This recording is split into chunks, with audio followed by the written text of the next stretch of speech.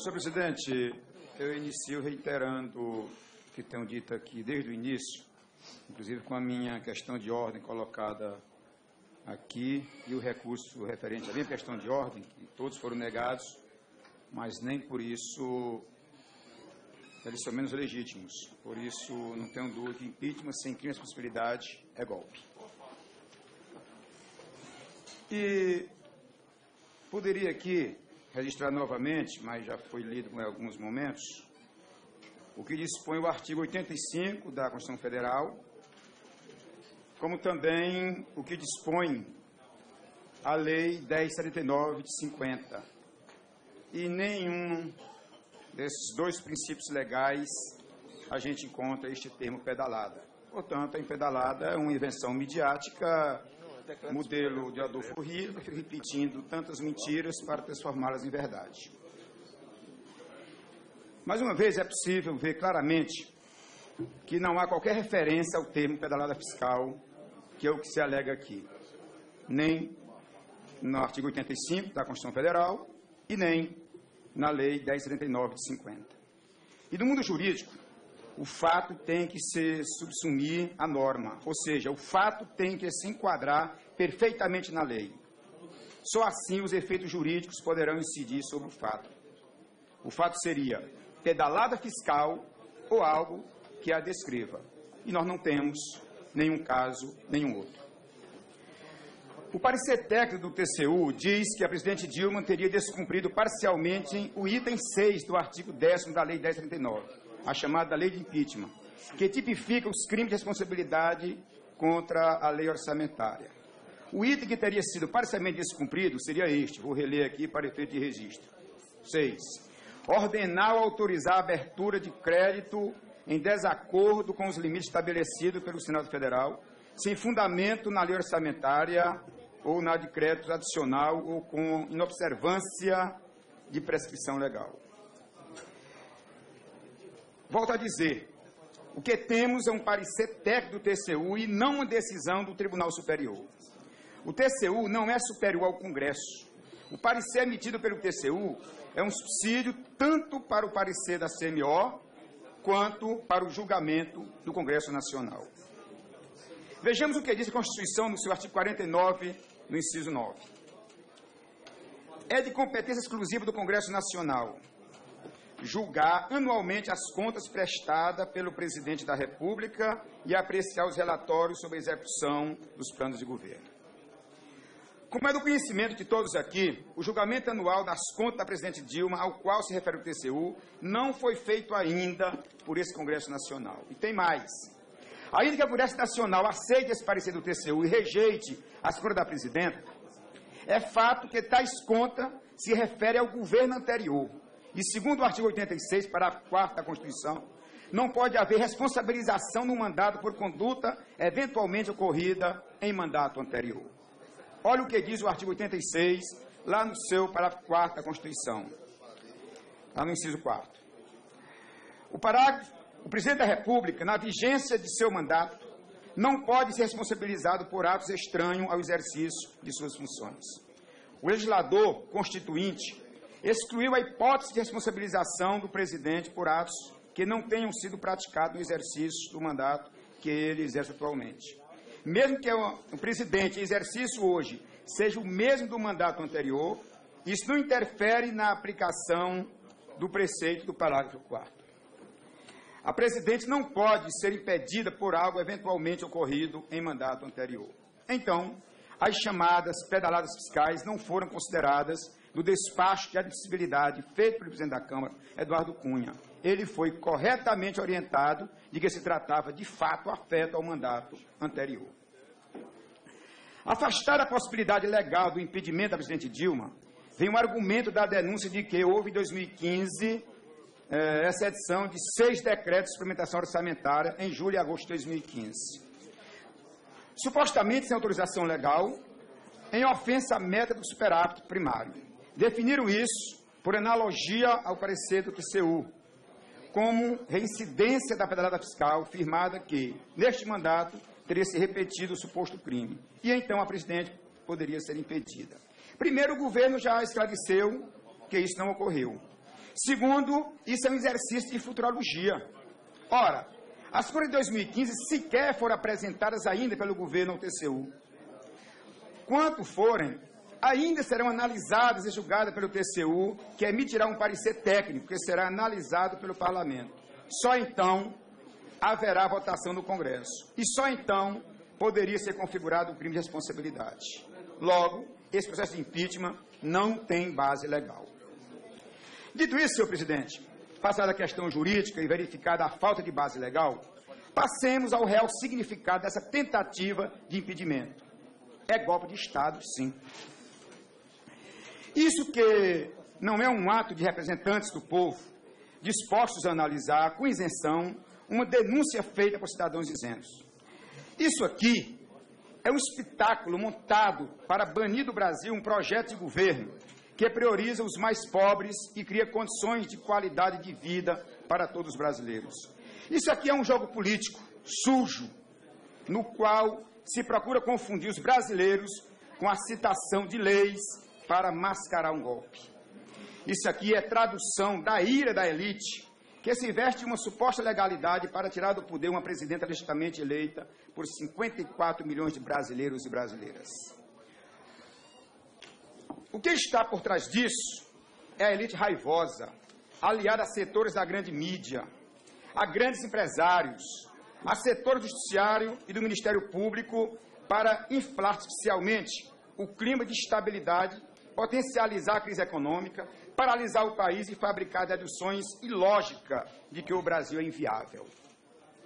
Eles estão loucos porque perderam nas urnas 1, 2, 3, 4 vezes. E agora, no próximo domingo 8 dias, vão perder a 5ª, porque serão derrotados mais uma vez. E sabe que é real e enorme a possibilidade de perder pela 5ª vez também em 2018. E eles sabem disso porque o povo brasileiro provou e aprovou os benefícios do governo que tirou 36 milhões de brasileiros e brasileiras da miséria. Do governo onde os pobres têm direito a tomar café, almoçar e jantar. Do governo que ampliou o ensino superior, criando novas universidades e ampliando o acesso ao ensino superior com o FIES e o ProUni. E ainda o Ciências Sem Fronteiras. O povo brasileiro teve acesso, finalmente, às casas bem feitas da Minha Casa Minha Vida, aos mais de 19 milhões de empregos gerados neste governo, ao atendimento de urgência do SAMU, ao direito de sorrir e mastigar comida após o atendimento odontológico do Brasil Sorridente, que para quem nasce com bons dentes, bons médicos, talvez isso não valha nada, mas para os pobres tem um valor muito grande. Foi esse governo que instalou a Comissão da Verdade para escancarar os crimes cometidos na ditadura, que tirou 15,6 milhões de brasileiros da era da lamparina, como luz para todos, que levou água ao semiárido, que reduziu a mortalidade de crianças. Sabe o que significa isso na vida das pessoas? Sabe o que é ser mãe de família, ser pai de família, ser jovem e não ter escola, não ter trabalho, nem perspectiva de vida? Sabe o que é não ter direito de se manifestar? Muita gente não sabe por quê. Porque isso, infelizmente, é coisa do passado. Mas a elite quer trazer de volta esse passado. A direita não suporta que o filho do pedreiro seja doutor. A direita não suporta, ela não admite que pobre viaje de avião. Eles acham que favela é lixo. A direita não aceita que a empregada doméstica tenha direitos trabalhistas. A direita quer reduzir os direitos dos trabalhadores, quer reduzir salário, quer aumentar a jornada de trabalho. A direita não perdoa ser rejeitada nas urnas. A elite raivosa decidiu a forra e quer chegar ao poder na marra. São fascistas, não toleram democracia. É essa elite que quer voltar ao poder. Quanto ao desejo das elites, nada podemos fazer. Mas há algo que me preocupa. E eu cito aqui uma frase atribuída a Luther King, quando ele diz: o que me preocupa não é o grito dos maus, mas o silêncio dos bons. O que me preocupa não é nem o grito dos corruptos, dos violentos, dos desonestos, sem caráter e sem ética. O que me preocupa é o silêncio dos bons. Foi o grito dos maus na Inconfidência Mineira que esquartejou Tiradentes. Ou alguém acha que os que hoje pedem o golpe não são os mesmos daquela época que condenaram um brasileiro do qual temos muito orgulho? O grito dos corruptos conduziu Getúlio Vargas ao suicídio. Ou alguém acha ainda que os golpistas de hoje não são os mesmos que o pressionaram, repetindo incessantemente que ele estava envolvido em corrupção, acuando o presidente, levando ao suicídio? Será que ele realmente estava envolvido no que disseram na época? Foram as mentirosas vozes que, na ditadura militar, inviabilizaram a volta de Juscelino Kubitschek para a presidência da República. Depois, um acidente nunca bem explicado o tirou do cenário político. As vozes que gritaram para derrubar o gaúcho Jânio Quadros, João Goulart, em 64, eram as mesmas vozes de hoje. Ou vocês acham que ele estava envolvido com o que dizem que estava envolvido naquela época? Leonel Brizola, uma das maiores lideranças democráticas deste país, conduzido ao exílio pelas vozes do mal, que não aceitavam. Poderia, se tivesse sido candidato na época, poderia ter sido presidente deste país. Depois de uma dolorosa ditadura, tivemos uma abertura democrática com outro mineiro, Tancredo Neves. De uma forma não tão bem explicada, saiu da cena um dia antes da sua posse. Coincidência? Esses que acabei de citar eram todos mineiros e gaúchos. E a presidente Dilma é uma mineira gaúcha.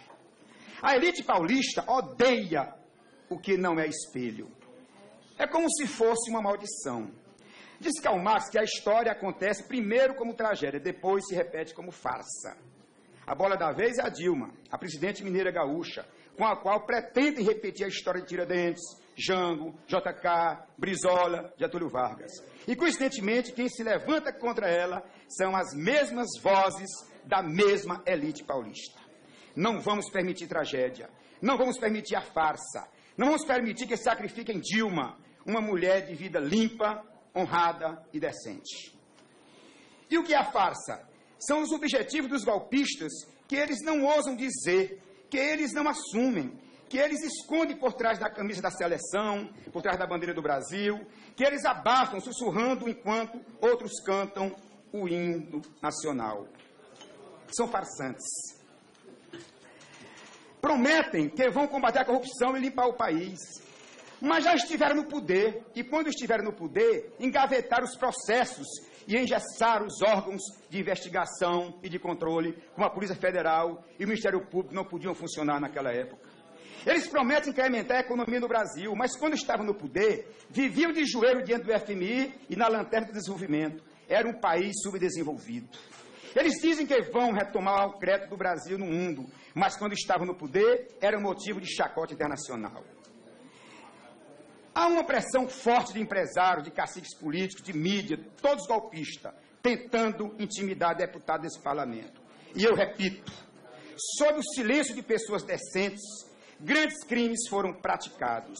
E isso vai acontecer novamente se não erguermos a nossa voz em defesa da democracia. Não vamos permitir que os fascistas nos silenciem. Vamos erguer nossa voz contra a injustiça, contra o retrocesso, contra a ditadura, contra o golpe. Vamos erguer nossa voz em defesa da democracia. Não há vida depois do golpe. O que vem no dia seguinte ao golpe é censura, pobreza, morte. E é por tudo isso que meu voto é contra esse golpe travestido de processo de impeachment. E aí eu diria, senhor presidente, que o relatório feito pela assessoria de Eduardo Cunha e assinado pela fidelidade de Giovanni Arantes causa nojo. É um relatório sem nenhuma consistência, sem base legal.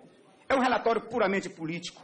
É um relatório golpista. É um relatório que, como não tem base jurídica nenhuma, aí começa a discutir impopularidade. Então vamos mudar a Constituição, vamos discutir o parlamentarismo, mas vamos deixar de hipocrisia, porque a gente sabe que o que está em debate aqui não é nem uma fundamentação jurídica. O que está em debate aqui é o ódio e o desespero de uma elite que sabe que nas urnas perderão a eleição outra vez.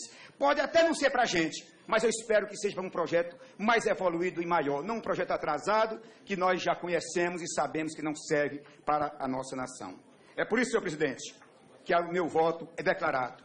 Eu voto pela democracia. Eu voto contra o golpe. eu voto a favor do Brasil.